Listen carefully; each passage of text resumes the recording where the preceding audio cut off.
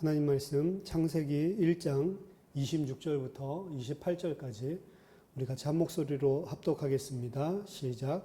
하나님이 이르시되 우리의 형상을 따라 우리의 모양대로 우리가 사람을 만들고 그들로 바다의 물고기와 하늘의 새와 가축과 온 땅과 땅에 기는 모든 것을 다스리게 하자 하시고, 하나님이 자기 형상 곧 하나님의 형상대로 사람을 창조하시되 남자와 여자를 창조하시고, 하나님이 그들에게 복을 주시며 하나님이 그들에게 이르시되 생육하고 번성하여 땅에 충만하라. 땅을 정복하라. 바다의 물고기와 하늘의 새와 땅에 움직이는 모든 생물을 다스리라 하시니라.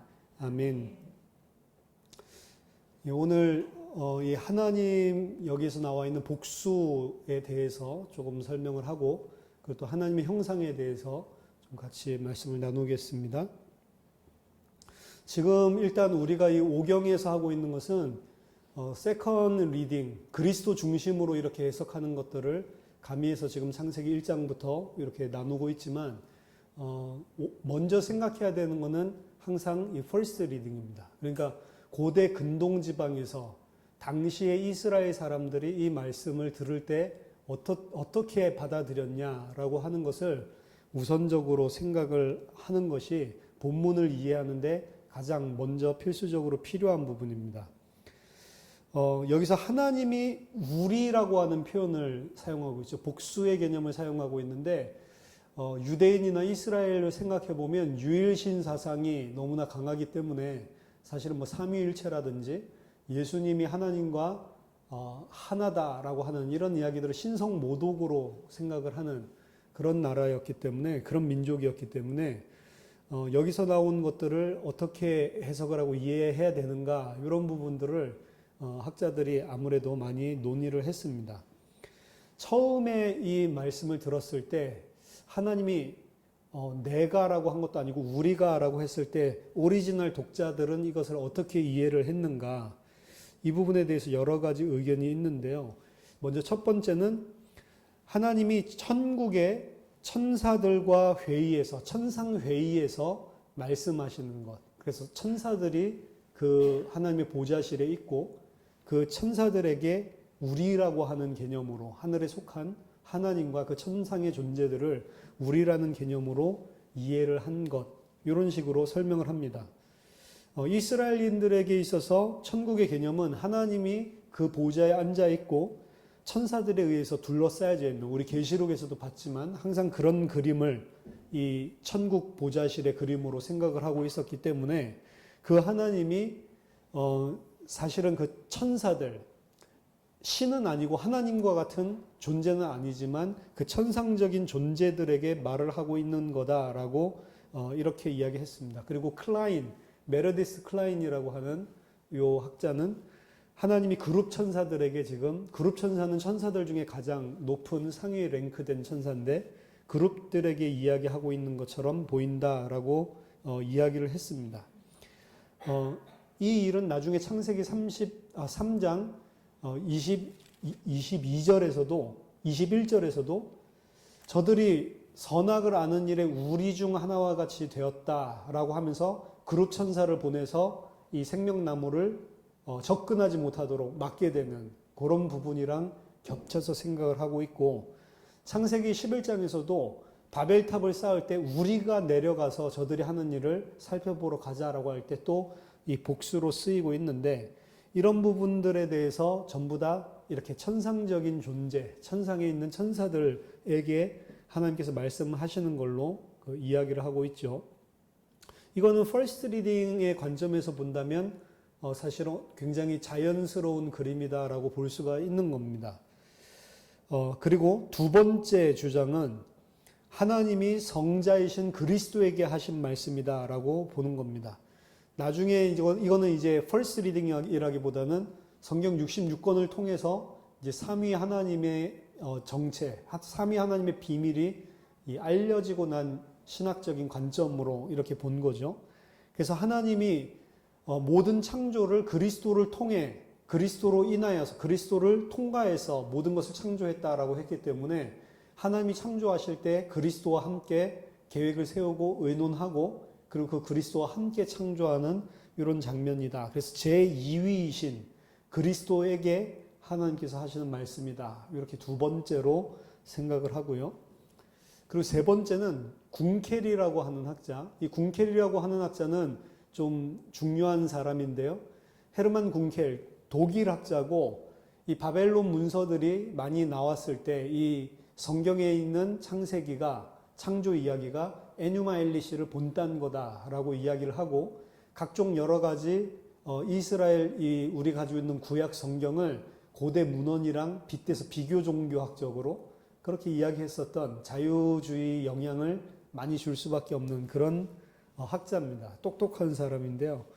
이 궁켈은 이것을 뭐라고 생각을 했냐면, 이거는 이스라엘이 이 창조 이야기가 사실은 자기네들 거가 아니고 원래 있었던 많은 텍스트들을 참고해서 활용을 해가지고 쓴 거라고 궁극적으로 이 사람은 보고 있기 때문에, 그때 자신들의 생각을 이렇게 담은 것이 아니고 자신들의 생각 일신교니까 당시에 있었던 다신적인 이야기를 저자가 사용하면서 생긴 현상이다. 이게 바로.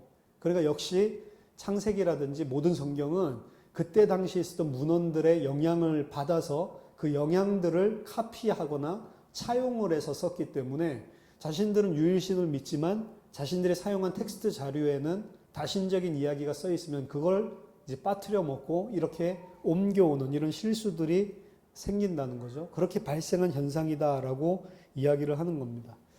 여기서 이 궁켈의 문제점은 전형적으로 옛날에 그 문서 비평을 하고 JPD 뭐 이런 식으로 이스라엘을 발전하는 종교상으로 그려왔었던 이런 학자들이 문제를 가지고 있는, 똑같은 문제를 가지고 있는데, 성경의 저자 혹은 성경의 편집자를 바보같이 생각을 하는 거예요. 그 정도로 치밀하지 못한 사람들이 아닙니다. 최근에 문서 비평이라든지 문학 비평이 이제 등장하기 시작하면서 성경을 에디팅한 사람들이 옛날에는 이런 식으로 실수를 하는 바보, 천치로 사실은 만들어 버렸는데, 이들이 문장을 구조를 잡고 단어 하나를 사용하고 이렇게 하는 데는 전부 다 사람들을 뭔가 설득시키고 사람들에게 뭔가를 전달하려고 하는 굉장한 메시지들을 담고 세밀하게 사실은 에디팅을 하는 그런 좀 천재다, 문학적인 천재다라고 새롭게 이제 평가가 되죠.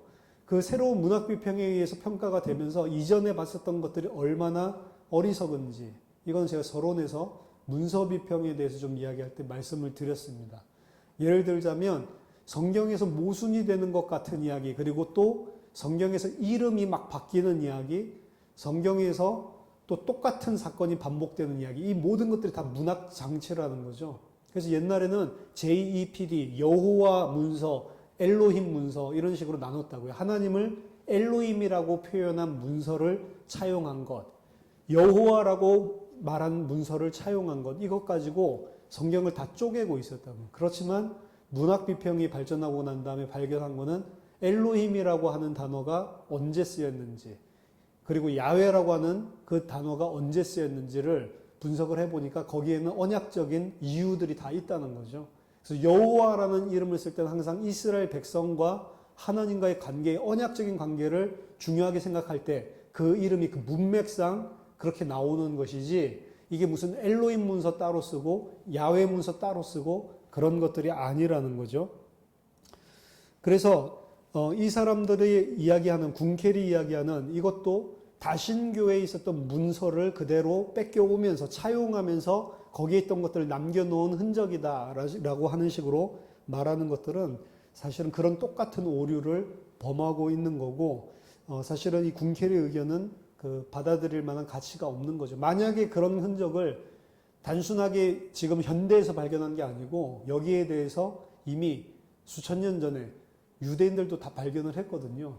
그러니까 이 사람들이 그걸 발견했으면 이건 잘못된 거네, 고쳐줄 수밖에 없는데 그대로 남겨놓은 데는 뭐 이유가 있는 것이지, 그것이 어떤 에디팅을 실수한 그런 바보 같은 짓을 한 것은 아니라는 겁니다.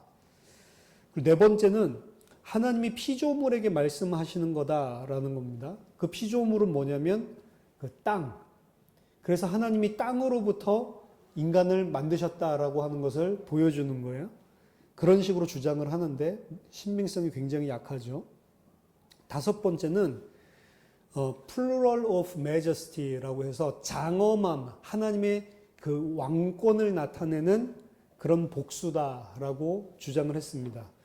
로열 위라고 하는데 이 히브리 문학 표현들 가운데 이 왕이 자기의 장엄함과 자기의 영광을 나타내기 위해서 할 때 분명히 본인은 혼자잖아요. 단수잖아요. 근데 위라는 내가 그러지 않고 우리가라고 하는 표현을 쓰는 겁니다. 예를 들어서 옛날에 우리 왕은 자기 자신을 표현할 때 내가 안 그러고 짐은 뭐 이렇게 이야기를 하죠. 근데 보통 일반 사람들이 나를 표현할 때 짐이라는 표현은 아니죠. 이거는 로열, 이 왕만 쓸 수 있는 단어가 짐이라고 하는 1인칭 이 단어인데 이런 식으로 이 짐이라는 단어는 없지만 그 1인칭 왕이 자기를 표현할 때 그런 장엄함을 나타내기 위해서 자기가 말하면서도 우리가라고 표현하는 이런 표현법이 있단 말이에요. 문학적으로. 그래서 여기서 이 그 복수를 쓴 거는 하나님의 왕권을 나타내고 하나님의 장엄함을 나타내는 거다라고 주장을 합니다. 이 드라이버가 주장을 했습니다. 드라이버라고 하는 학자가 우리가 쓰는 그 히브리어 그 사전 중에 BDB 사전을 많이 쓰는데 그 BD 중간에 D가 이 드라이버가 에디터로 들어가 있는 거거든요. 그러니까 이 사람은 이걸 로얄 위다라고 문제를 해결하려고 제시를 했는데 여기에 대해서 이제 주온이라고 하는 또 언어학자가 있습니다. 주온이 이야기를 할 때 로얄 위라고 하는 것은 언제든지 명사에서만 활용됐지 동사에서 활용된 예는 단 한 번도 없다. 만약에 여기에서 로얄 위라는 개념으로 여기는 실제로는 주어가 위라고 나온 게 아니고 동사만 나오거든요.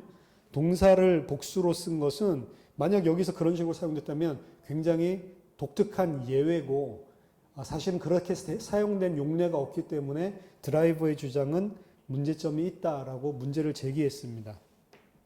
문제를 제기하면서 여섯 번째로 주어는 그러면은 이걸 어떻게 해결하자고 주장을 했냐면 이거는 셀프 딜리버레이션, 자기 스스로 생각하고 스스로 혼자 숙고하는 스스로에게 고무하는 복수다라고 이야기를 했습니다. 이 주온이 이야기한 것들을 실제로 현대 주석가들이 많이 채용을 했어요. 그러니까 스스로 혼자서 생각을 하고 혼자서 자기 자신을 격려할 때 사용하는 걸로 이제 복수형을 동사를 사용한다는 거죠. 그러니까 하나님 속에 자기 자신에게 스스로 격려하고 고무하고 혼자서 생각하는 것들을 이렇게 복수형으로 표현한 거다라고 이야기를 했고 주어는 뭐 굉장히 이 사람도 유명한 그런 언어학자이기 때문에 이 사람 의견을 현대 주석가들이 많이 차용을 했습니다. 그리고 마지막 일곱 번째, 데이빗 클라인스는 이것은 전통적인 의미에서 기독론, 삼위일체에 대한 것은 아니지만 삼위일체를 전조적으로 슬쩍 보여주고 있는 그런 현상이다라고 프레트리니테리안이라고 이야기를 했습니다. 그래서 부드럽게 표현된 삼위일체, 정확하게 그 갓헤드 안에 삼위가 있다라고 하는 것은 안 나와 있지만 갓헤드 안에 단수가 아니라 복수가 있다라고 하는 뭔가를 보여주고 있는 것. 물론 그때 당시의 사람들은 인지하지 못했겠지만 우리는 이제 성경 66권을 가지고 있으니까 그렇게 인지할 수 있다는 거죠. 이건 아까 전에 이야기했었던 그 메러디스 클라인이 이야기했었던 성자 예수에게 이야기하는 거다라고 말했던 것보다 좀 더 복음주의적인 색채를 가지고 있는 의견입니다. 따라서 실제로 그 삼위의 하나님을 이 슬쩍 전조적으로 보여준다고 하는 거다. 그리고 아까 클라인은 성자 하나님만 이렇게 이야기를 했죠. 성령 하나님 어디 있냐? 클라인은 성령 하나님은 2절에 따로 나와 있으니까 성령 하나님은 그거를 성부와 성자가 창조의 계획을 세우면 그걸 실행하시는 분이지 이 계획에 들어있지 않다라고 이야기를 했는데 좀 더 클라인의 이 메르디스 클라인의 이야기는 좀 더 맞지 않죠. 성삼위 하나님이 같은 분이라면 그분만 빠질 리는 없죠. 그래서 이 일곱 번째 데이비드 클라인이 이야기하고 있는 이 성삼위 하나님에 대한 것들을 슬쩍 보여주는 거다라고 하는 것이 훨씬 더 좀 더 복음주의적인 색채를 띤 견해다라고 볼 수 있습니다. 많은 학자들이 정통적인 이 유일신 사상의 야훼즘 내에 하나님을 의인화할 때는 하나님이 단수이지만 복수를 포함하는 표현을 쓸 가능성이 있다라고 이야기를 합니다. 그래서 하나님을 실체화하고 하나님의 말씀이나 또 하나님의 지혜를 일컬을 때 그 말씀과 지혜가 창조했다라는 것들을 이야기하면서 그 하나님 안에 있는 그 말씀과 지혜, 그것을 의인화해서 하나님 안에 복수성이 있는 것처럼 보여주고 있는 곳들이 곳곳마다 있다는 거죠. 그래서 그런 식으로 이해를 하고 있는 겁니다. 따라서 삼위일체에 대한 정확한 실체는 밝혀주지는 않지만 초기의 암시를 볼 수 있는 정도로 이렇게 주장을 하는 것입니다. 뭐 어떤 것이 최선인가라고 말하는 것은 우리들이 결정을 해야 되겠지만 일단은 성경 전체적으로 봤을 때 이 프레트리니테리안, 그래서 삼위일체를 전조적으로 예시적으로 담고 있는 그런 거라고 우리가 볼 수 있다라고 하는 것은 제가 봤을 때 맞는 것 같고요.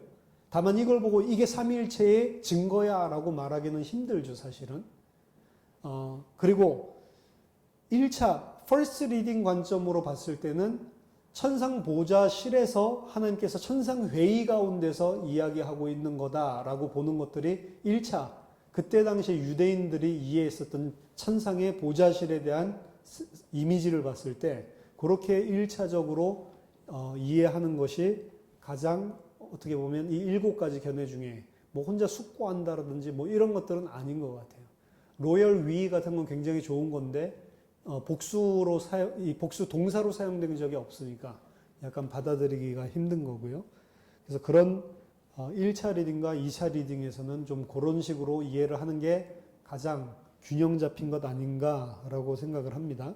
어쨌든 창세기 1장부터 성경 전체를 가지고 우리가 세컨 리딩을 한다면 사실은 하나님 안에, 갓헤드 안에 복수에, 정확하게 말하면 지금으로는 삼위일체의 하나님이 이미 암시되어 있다라고 충분히 사용할 수가 있는 게 창세기 1장 26절 우리라고 하는 표현이죠.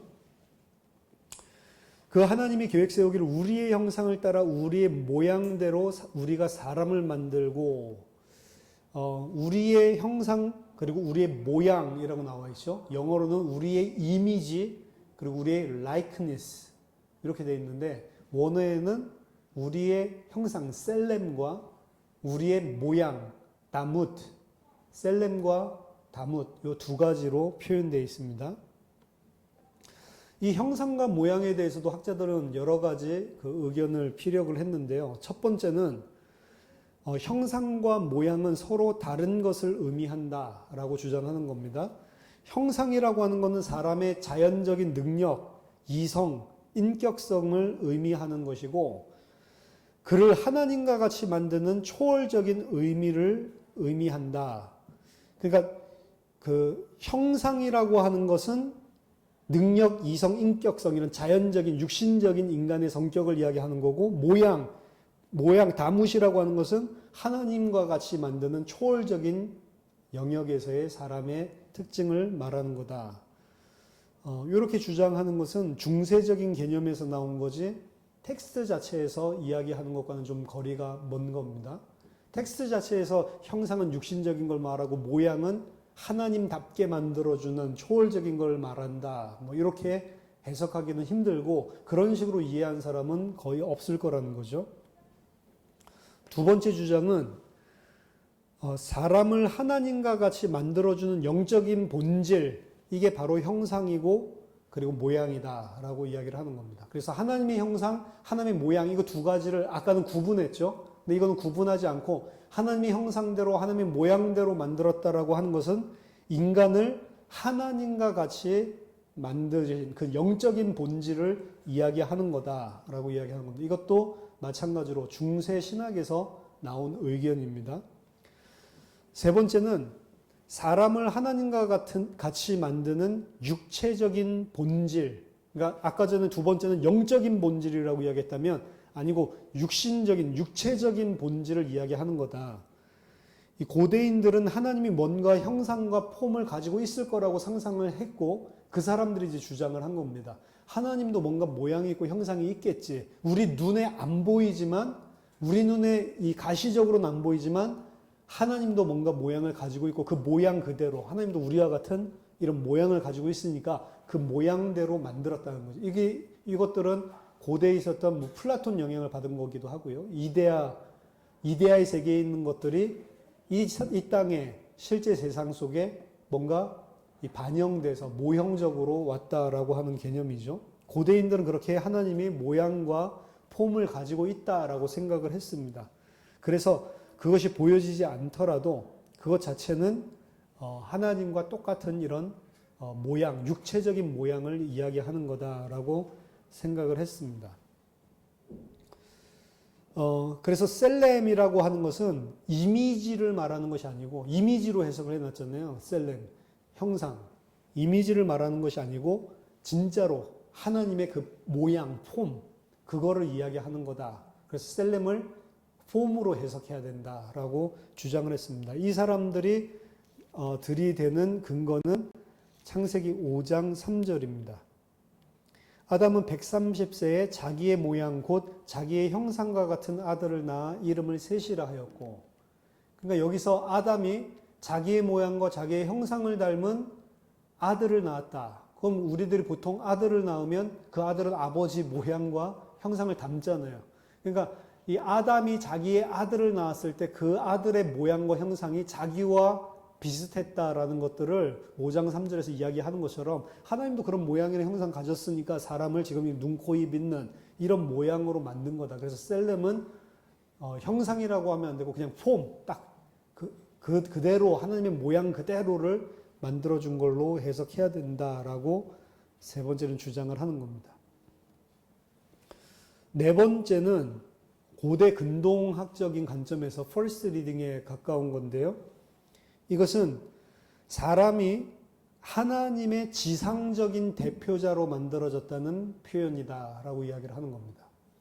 그러니까 하나님은 눈에 보이지 않잖아요. 하나님 눈에 보이는 육신이 아니고 눈에 보이지 않는데 이 땅에 하나님을 대표해서 하나님을 리프리젠트, 그러니까 하나님을 어떻게 이 세상에 나타내서 보여줄 거냐라고 했을 때 하나님의 대표자로 프리젠트 해주는 형식으로 사람을 만들었다는 거죠. 그래서 그 하나님의 형상, 하나님의 모양대로 만들었다는 것은 우리들의 육신적인 혹은 영적인 이런 것들보다도 하나님 자신이 누구신지를 나타내기 위해서 대표자로 하나님께서 인간을 세우신 것, 그것을 이야기하는 겁니다. 이거는 이제 고대 근동지방의 일반적인 왕의 역할에 대한 개념이에요. 왕을 고대 근동지방에서 어떻게 봤냐면 하나님의 형상을 품고 있는 자, 이미지 베어러. 그래서 왕은 하나님의 아들이라고 이야기를 했고, 그 파라오 같은 경우도 마찬가지죠. 그 태양신 라의 아들, 신의 현현, 이런 식으로 생각을 했기 때문에 왕들을 다 하나님의 아들들이라고 사실은 표현을 합니다. 성경에도 그런 것들이 많아요. 그래서 창세기 6장에 하나님의 아들들이 사람의 딸들을 취했다라고 할 때 그 하나님의 아들들을 뭐라고 보냐면 이 땅의 왕들, 고관들, 그 사람들이라고 해석하는 학자들도 많아요.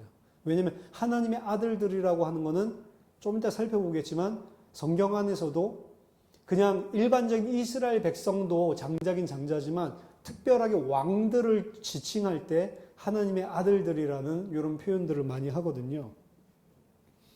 메소포타미아에서부터 왕이 바알의 이미지로 표현되는 것들을 우리는 흔적들을 찾을 수가 있습니다. 그리고 다른 비슷한 개념들이 그 왕들이 그 신들을 나타내고 신들을 대표하는 것처럼 전부 다 이야기를 하고 있단 말이에요. 따라서 인류를 하나님께서 하나님의 형상으로 만들었다라고 한다면 그 인류에 대한 왕적인 그런 왕적인 언어, 왕적인 권세를 가진 자로 하나님께서 만들었다라고 보는 거죠. 인간은 피조물이고 하나님께서 창조하기는 했지만 하나님의 형상과 모양대로 만들었다라고 했을 때는 인간을 바로 이 지상을 하나님을 대표해서 만들어 놓은 왕적인 존재라고 하는 그런 의미가 포함되어 있다라고 하는 겁니다. 사람은 하나님의 형상을 대표하는 왕으로 하나님께서 만드셨다. 그렇기 때문에 이것은 바로 따라 나오는 28절에 생육하고 번성하고 땅에 충만하고 정복하고 다스려라 라고 하는 왕적인 축복이 뒤이어서 따라 나온다는 거죠. 그래서 인류의 왕적인 지위를 암시하는 것이 바로 이미지 베어러, 하나님의 형상을 품은 자, 하나님의 형상이라고 표현된 그런 고대 근동지방에서의 관용적인, 널리 알려져 있고 일반적으로 보편적으로 사용하는 그런 용례였다는 거죠. 그걸 뒷받침하고 있는 시편이 시편 8편입니다. 시편 8편 보면 하나님께서 지으신 창조를 찬양하고 노래하는 겁니다.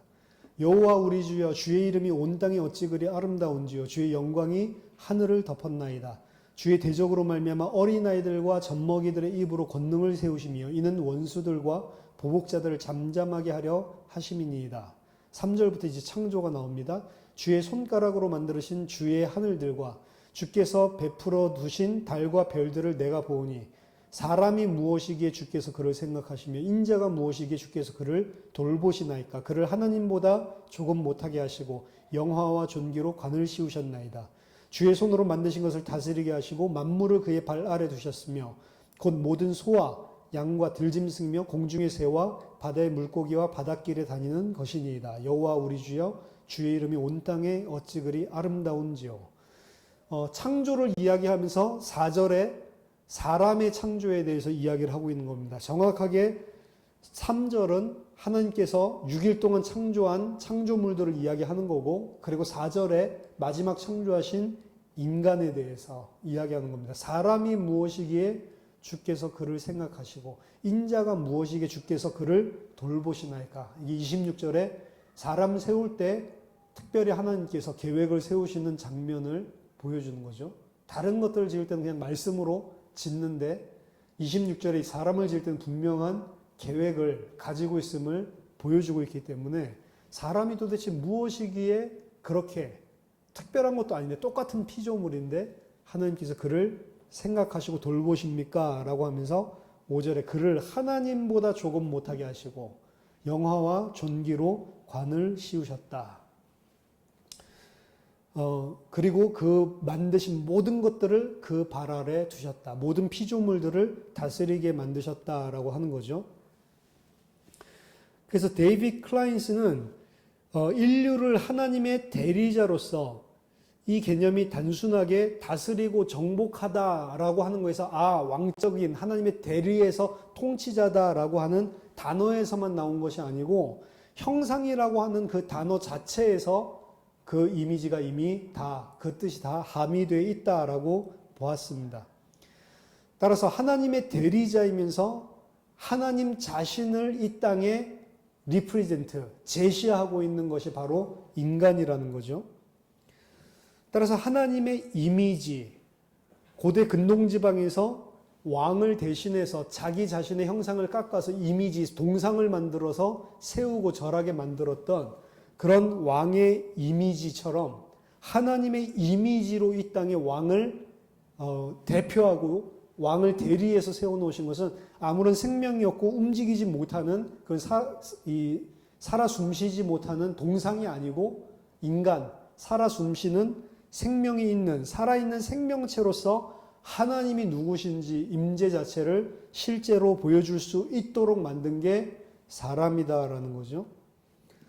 따라서 데이비드 클라인스는 영어로 보면 in his image, 사람을 in his image로 만들었다라고 되어 있거든요. 근데 그 in his image라고 하지 말고 as his image, 그의 형상대로 만들었다. 우리나라 성경으로 하면 더 정확한 이야기죠. 그래서 사람은 하나님의 상, 이미지 형상이라고 하니까 그렇지만 하나님의 상이라고 하는 거예요.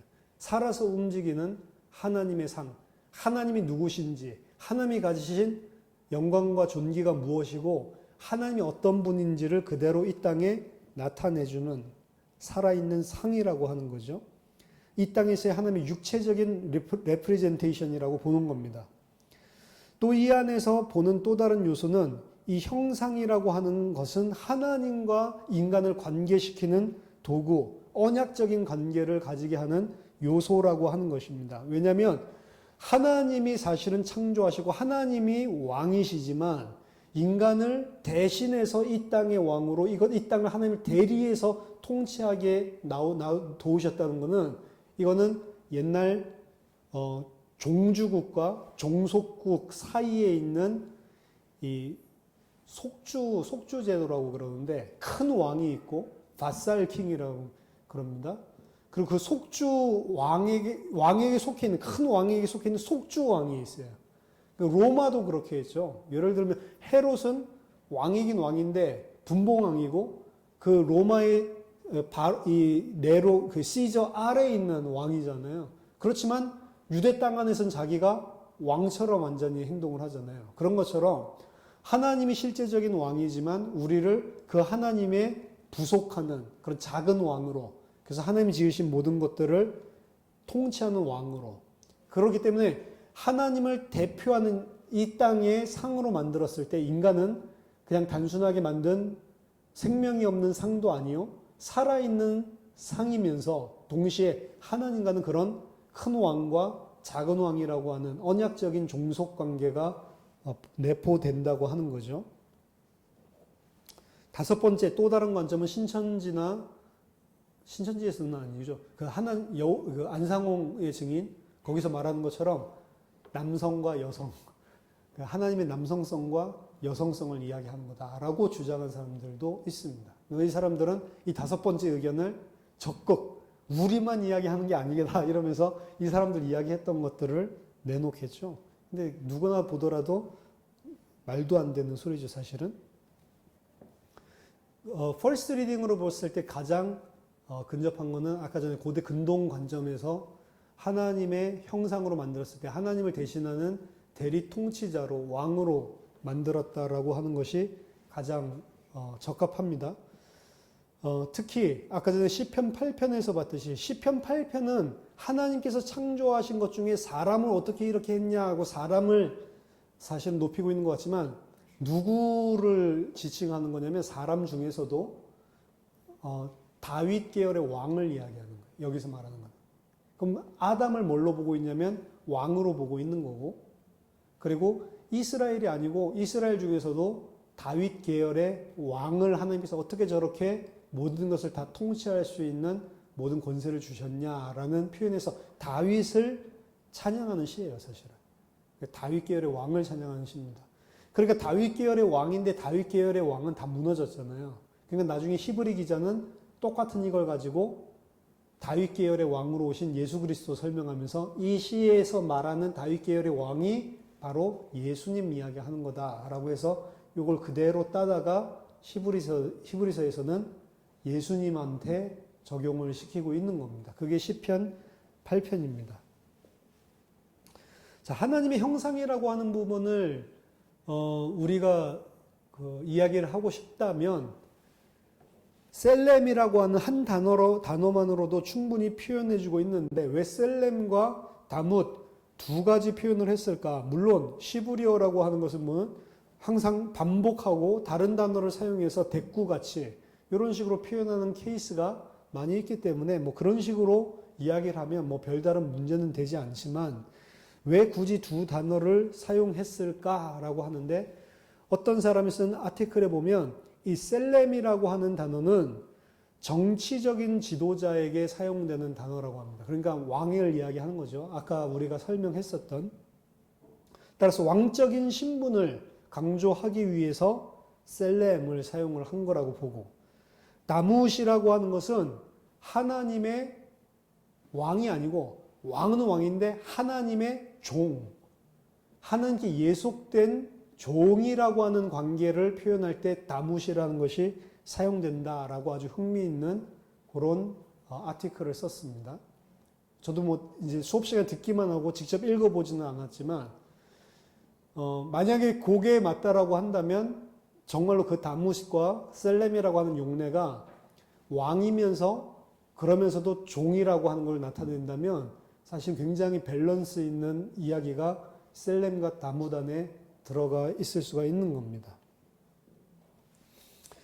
형상이라고 하는 것은 역시 인간의 왕적인, 그래서 하나님을 대표하고 하나님을 대리 통치하는 그런 왕적인 그런 것을 의미한다는 것이 28절에 생육하고 번성하고 땅에 충만하라, 땅을 정복하라, 땅을 다스리라. 모든 것을 다 정복하고 다스리고 통치하는 그런 왕적인 그런 명령이 잇따라 나오는 것을 통해 보면서 알 수가 있는 거죠.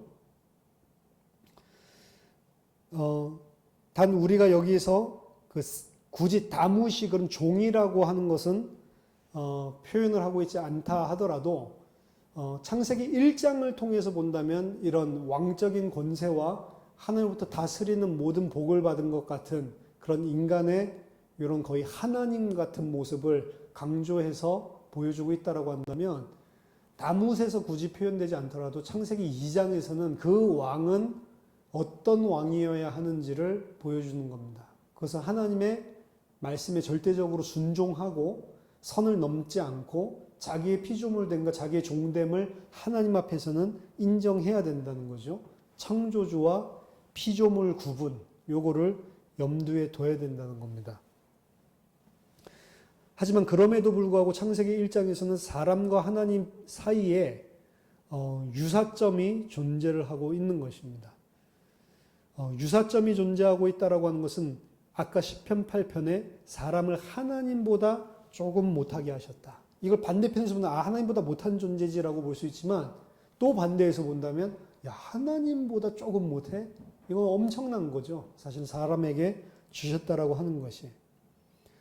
인간은 그렇지만 생육하고 번성하고 정복하고 다스려라 라고 하는 명령을 받는 위치에 포함되어 있잖아요. 그래서 창세기 1장에 본다면 왕적인 것, 거의 하나님과 방불할 정도의 많은 것을 받은 것 같지만 여전히 그는 하나님에게 명령을 받는 위치에 있는 것을 볼 수가 있습니다. 따라서 정복하고 다스린다라고 하는 것은 어떻게 본다면 하나님의 명령을 수행하는 왕이지, 나의 입장에서 본다면 정복하고 다스리고 피조물의 입장에서 보면 정복을 당하고 다스림을 당하는 그런 절대적인 왕이지만 사실은 그 모든 행동이 어디에서 나와요? 하나님이 내리신 명령과 존재 이유에 대한 결정에서 수행돼서 나오는 왕권이란 말이에요. 그게 창세기 1장에 하나님 보시기에 좋았더라라고 하는 것이고, 그 하나님이 만드신 창조 질서 안에 있을 때에 사람은 모든 것을 정복하고 사실은 다스리는 그런 왕적인 권세들, 모든 것을 통치하는 권세들이 그 속에서만 사실은 나올 수가 있는 겁니다. 따라서 우리가 구원을 받고 하나님의 백성이 된다라고 하는 것은 단순하게 지옥 가려고 하는데 못 가는 것이 아니고, 마지막 새하늘과 새 땅에서의 그림을 본다면 통치하고 다스린다고 그랬죠. 그리스도와 함께 세세토록 왕노릇한다라고 되어 있습니다. 그럼 세세토록 왕노릇하는 그 왕노릇은 사실은 창세기 1장의 이 질서 안에서 사실은 이루어지는 왕노릇이라고. 하나님이 그 복을 우리에게, 그 왕권을 전적으로 다 위임해주고 우리를 자신과 같이 대우를 해주고 자신과 방불할 정도의 모든 것을 다 쏟아 부어주는 거예요. 그런데도 불구하고 우리는 그걸 하나님께서 받은 거라는 것을 철저하게 알고 있는 거죠. 나는 피조물이고 하나님이 창조주고 하나님 앞에서 나는 종이고 이런 거 받으면 안 된다라고 하는 것을 항상 상기하고 있는 거죠.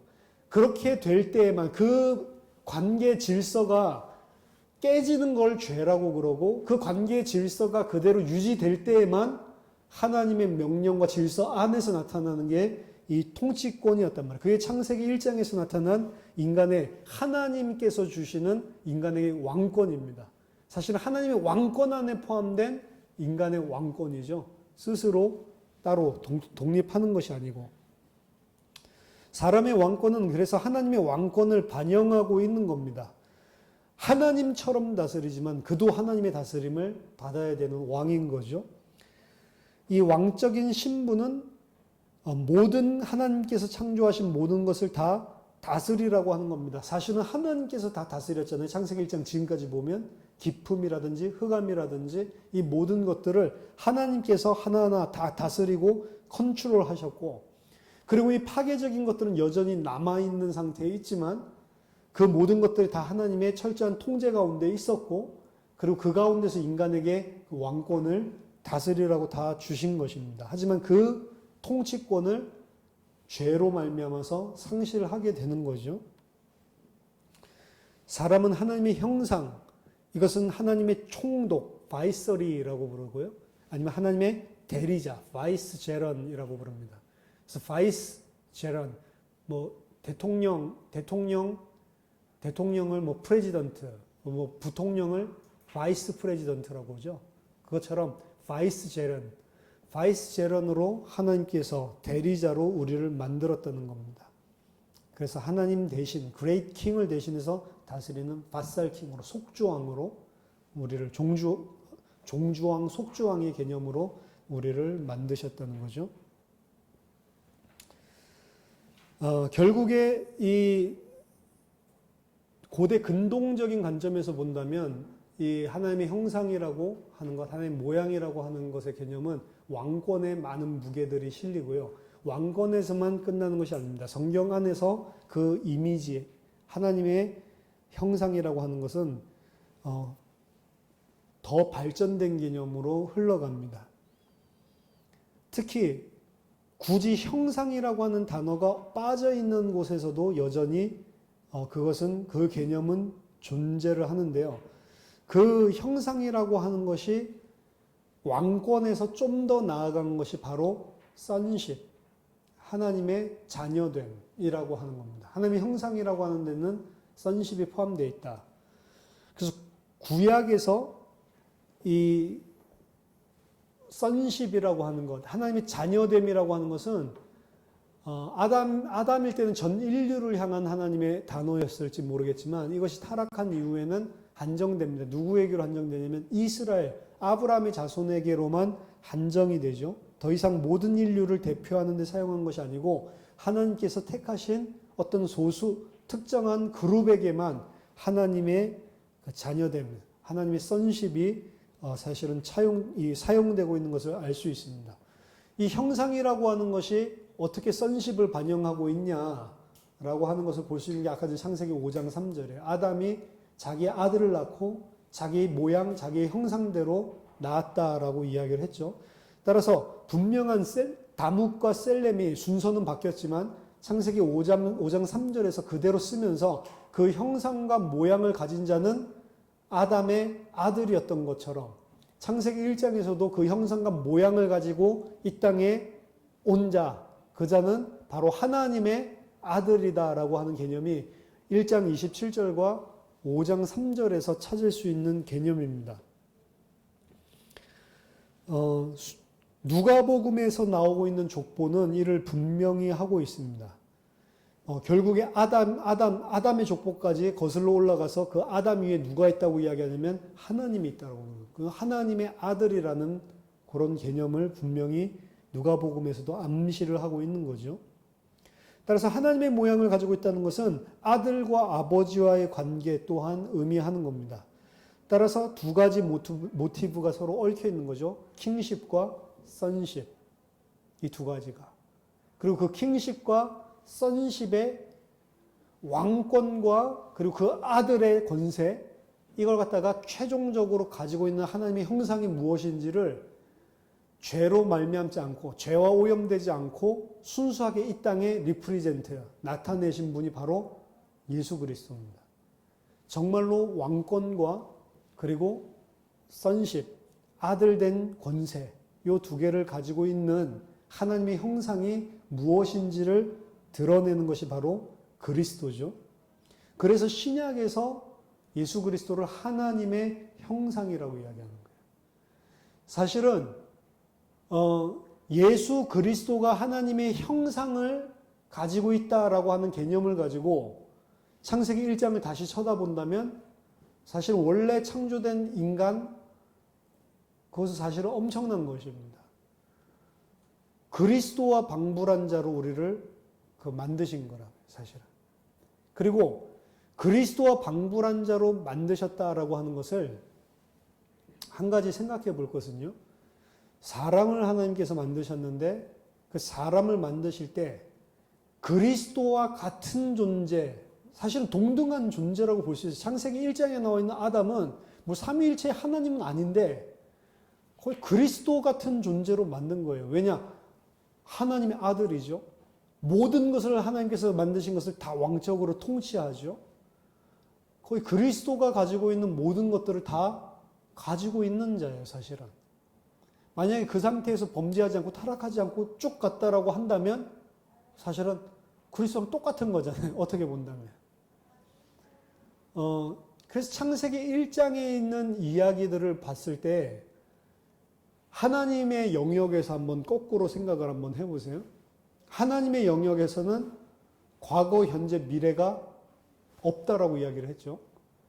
하나님께서 이 땅에 사람을 창조하실 때 하나님의 형상대로 창조를 하고 보시기 심히 좋았다라고 이야기를 했어요. 그럼 육신적인 시간 안에서 풀어나갈 때에는 이게 이제 하나님께서 지으신 인류가 아담 이후에도 계속 태어나고 그것도 타락 이후에 범죄한 이 땅에 저주받은 땅에 계속 태어나는 것이지만 하나님의 입장에서 그 창조, 하나님의 형상 가진 자, 그리스도 방불한 자를 만들어 두셨다, 만드시는 일을 했다라고 할 때는 시간이란 관념을 쫙 빼고 생각해 보세요. 한번. 시간이라고 하는 관념을 쫙 빼고 생각을 해보면 이미 창세전에 우리를 다 아셨고 지으셨고 택정하셨고 만드셨고 완성되어 있는 거잖아요. 그 창세기 1장에서 이야기하고 있는 그 하나님의 형상, 그리스도와 방불한 자로 만드신 게 역사라고 하는 시간 흐름 속에서 우리는 지금 계속 생각을 하지만 하나님의 영역에서 생각해 본다면 이거를 흘려서 만드는 게 아니고 이미 다 완성해 놓으신 거란 말이에요. 그러니까 우리를 그리스도와 방불한 자로 만드시고 이루어 가시는 것들이 이루어져 있다라고 생각을 해보고 마지막 계시록에 가 있는 우리 새하늘과 새 땅에서의 그리스도와 똑같은 자로 창조된 사람들을 한번 쳐다보세요. 그래서 창세기 1장에서 만든 하나님의 형상대로 인간을 만들었다라고 하는 것은 시간이란 개념을 쫙 빼고 본다면 하나님께서 택하신 자를 어떻게 만들었냐면 그리스도와 같은 존재로 창조하신다는 거예요. 우리는 그리스도와 같은 자가 될 만한 자격도 없고 그런 하나님께서 주시는 사랑과 은혜를 받을 만한 아무런 가치가 없는데 우리를 하나님께서 창세전에 계획하실 때 어떻게 만들기로 작정하시고 이미 하나님의 그 영혼의 세계, 묵시의 세계에서는 어떻게 다 완성되어 있냐면 그리스도와 같은 자로 다 완성이 되어 있다니까. 우리가 나중에 누리게 되는 것이 아니고 그게 하나님의 저 천상의 세계, 이 땅의 역사의 흐름이 아닌 이건 다 없어지는 허상이고 저 하나님의 함께하는 그 영원한 새하늘과 새 땅이라고 하는 완성된 그 하나님의 나라 속에서는 우리가 다 그리스도와 같은 자예요. 같은 자. 이건 무슨 이교도적인 우리가 막 뉴에이지 해가지고 막 하나님이 되자 그 소리가 아닙니다. 그렇게 될 수 없는 자를 그리스도 안에서 우리를 그렇게 만들어 놓고 그 역사 속에 풀어나가시는 거라고요. 근데 정말로 그걸 아는 사람이라면 어떻게 이 땅에서 일어나는 일에 일희일비가 할 수가 있어요. 이렇게 돼도 괜찮고 저렇게 돼도 괜찮잖아요. 진짜 이렇게 되고 괜찮고 저렇게 돼도 괜찮다는 사람만 그게 하나님 믿음으로 주신 사람이잖아요. 믿어라, 잘 믿어라 이렇게 이야기하는데 사실은 믿음은 잘 믿으려고 해서 믿어지는 게 아니라요. 믿음은 믿어지는 거예요. 안 믿어지는데 이걸 갖다 억지로 믿으라고 하면 이거 고통입니다. 근데 하나님께서 택해 놓으신 자는 이게 믿어지니까 이 땅의 허상뿐인 삶은 이렇게 돼도 괜찮고 저렇게 아무렇게나 산다는 것도 아니에요. 순종해서 살기 때문에 일반적인 은총의 영역에서 본다면 최선을 다해서 사는데 항상 이 사람은 최선을 다하지만 이렇게 돼도 괜찮고 저렇게 돼도 괜찮은 거예요. 예를 들어서 제가 교회에서 목회를 한다라는 개념을 봤을 때 목회를 최선을 다해서 열심히 해야 되는 거죠. 말씀도 준비하고 최선을 다해서 해야 되겠죠. 하지만 최선을 다해서 하되 육신적으로 봤을 때 이 교회가 다 떠나가고 다 풍지박산이 나가지고 깨지든 안 깨지든 진짜로 저게 믿어지는 사람이라면 아무 상관이 없는 거예요. 맞아요? 목표가 있을 수 있어요. 목표는 하나밖에 없는 거예요. 내가 저 하늘의 백성으로 저 하늘에 속한 하나님 안에 그리스도 안에 있는 자로 살게 하옵소서. 이거밖에 목표는 없는 거예요. 이 땅에서 이루어질 모든 것들은 다 안개같이 없어지는 것들이라. 그게 안 믿어지면 우리는 항상 일이 일비하게 되어 있습니다. 맨날 갈대처럼 흔들릴 수밖에 없는 거예요. 이거 되면 좀 막 감사하고 할렐루야 하고 안 되면 막 힘들다. 머리로는 알죠. 부인해야 된다고 하는데 안 되죠. 왜? 믿음은 내가 안다고 되는 것도 아니고 내가 부인하려고 부인되는 것도 아니고 하나님의 은혜로 믿어지고 부인되어지는 거예요. 근데 그것이 정말로 하나님 택하신 자들에게는 이미 창세 전에 그리스도 안에서 다 예정됐고 이미 그리스도 안에 우리를 하늘 보좌 위에 앉혔다라고 이야기를 하는 겁니다.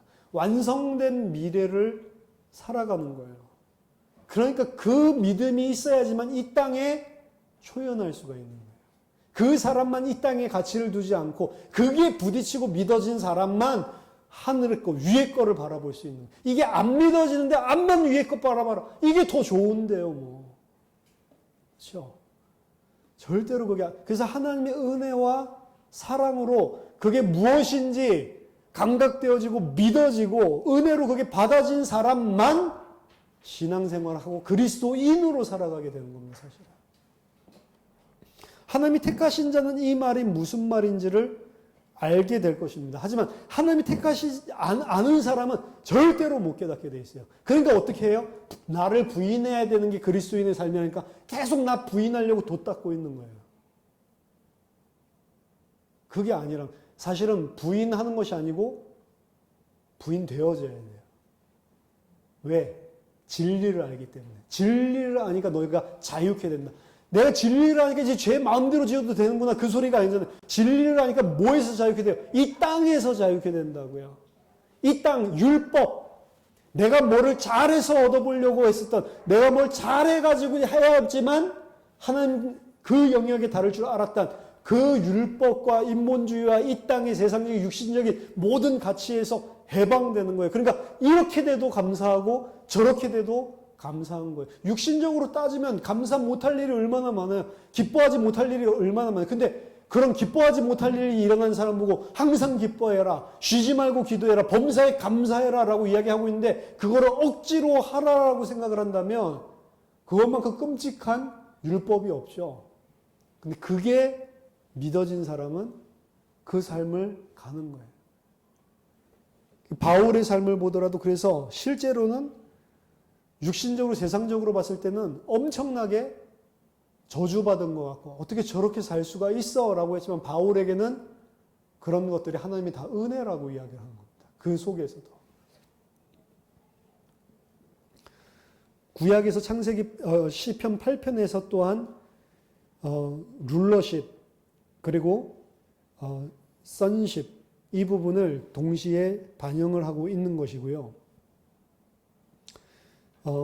또 한 가지 하나님의 형상이라고 하는 것 요거 한 가지만 하고 마치겠습니다. 또 한 가지는 사람이 하나님의 형상 모양을 가지고 하나님께서 창조하셨다라고 하는 것은 인간의 가치에 대한 이야기입니다. 인간이 얼마나 가치 있는 존재인지 이 가치라고 하는 존재는 인간이 죄를 짓고 범죄하고 난 이후에도 없어지는 게 아닙니다.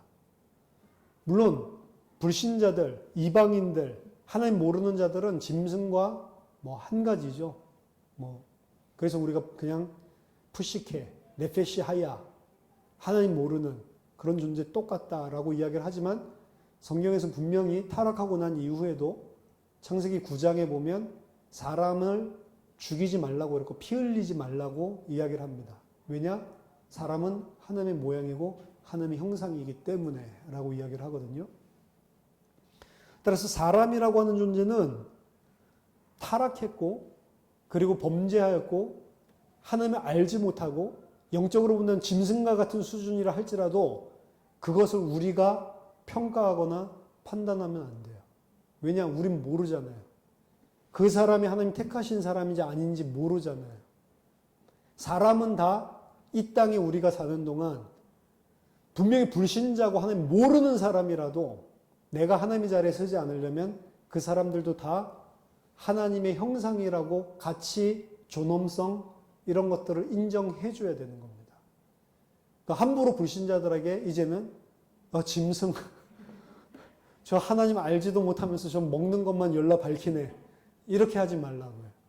하나님 모르는 모든 인간들 나도 몰랐잖아요. 근데 하나님이 어느 날 은혜 주셔서 알게 되는 것처럼 그 사람도 하나님께서 창세전 영세전에 택하신 자라면 우리 알지 못하는데 가라지가 뭔지 알곡이 뭔지 우리 힘으로는 분간을 못하는 건데 절대로 우리가 판단할 수 없다는 거죠. 그리고 인권에 대한 것들도 만약 그렇게 생각한다면 생각할 수 있는 거죠. 요즘에 가장 21세기에 핫한 게 동성애자들에 대한 인권에 대한 거예요. 그거 이제 우리나라 보수 기독교회에서도 그 동성애에 대한 법안 이런 것들 막 발의하는 거, 그거 막 반대하죠. 이게 지금 요한계시록에 이런 시대가 왔다고. 그거 해줘야 되는 거예요. 동성애자도 죄인이고 동성애 안 하고 있는 사람도 다 죄인이라고 하나님 앞에서. 기독교에서 이거 동성애 하지 말라고 했다 해가지고 그 동성애는 죄만 딱 해가지고 이런 악한 죄를 허용해 주는 아니요. 다른 모든 사람 잘 살게 해주는 것도 다 악인들을 잘 살게 해주는 거예요. 왜 그 죄만 특정 죄만 딱 들어가지고 하는 줄 아세요? 그러니까 이 사람들이 이반 일반이라는 이야기를 쓰는 거예요. 자기들 이반이라고 그러죠. 일반적이지 않다. 그래서 이반이라고 이야기를 다르다고 해서 이 사람들도 뭐 예를 들어서 대한민국에 태어났으면 대한민국 국민으로서 당연히 보호받을 거는 보호받고 이 사람들도 당연히 어떤 취직을 하는 것이나 사회에 진출하는 데 있어서 그 편견 때문에 더러워 이래가지고 쫓아내면 안 되는 거예요. 그걸 기독교가 저거는 성경에서 죄라고 했으니까 쫓아내야 된다라고 주장을 하는데 그게 성경 잘못 깨달은 거라니까. 이 사람만 죄인이 아니라 다 죄인이라니까. 내가 동성애자보다 좀 더 낫다라고 생각하는 거잖아요. 동성애를 해야 된다. 그 사람들이 뭐 옳은 거다. 성경에서는 동성애가 죄가 아니라고 그 말은 죄라고 이야기했어요. 죄인이라니까. 그거와 이 사람들이 사회적인 활동을 하는 거 보호해주고 정부에서 이거랑은 다른 거예요. 그건 해줘야죠. 근데 실제로 우리나라 사회는 보수적이기 때문에 그런 부분들이 밝혀지면 막 직장에서도 채용 절대로 안 할걸요? 많은 불이익을 받는다고. 그런 거 하지 말라라고 이야기를 하는 겁니다. 그러니까 법적인 것들은 전부 다 허용해 주는 쪽으로 갈 거예요. 왜냐? 계속해서 자유, 민주, 평등 뭐 이제 이런 사상들이 계속 퍼져나가는 그거 못 막는 거예요. 그거 막는다고 해서 진리 지키는 게 아니라고 제가 안타까운 거는. 왜 그거 막는 게 무슨 기독교 그리고 또 뭐 그거 뭐 통과시키면 여기에서 뭐 동성애자에 대한 발언하면은 그 설교 가지고 가가지고 이제 고소하면은 막 교회에 이제 막 벌금 들어오고 목사 잡혀가고 뭐 이런다고 그런 말을 안 하면 되잖아요. 그런 말을 왜 해 강단에서. 그렇죠? 그 사람들도 사람이잖아요, 다. 그 사람들도 자기네들이 하고 싶어서 그런 거 아니고 자기네들도 힘들어 하면서도 안 돼서 그렇게 한다고 이야기하는 사람들이 얼마나 많아요. 나 동성애가 너무 하고 싶어가지고 나 그런 사람 없어요. 다 하기 싫은데 하는 거란 말이에요. 벗어나 보려고 했겠죠. 근데 안 되는 걸 어떻게 해? 자기 스스로의 힘으로. 근데 그걸 가지고 그 사람들을 갖다가 저 들어오니까 취직시켜서도 안 되고 법적인 보호 받으면 그러면 잘못된 거죠, 사실은. 사람은 다 똑같다고요.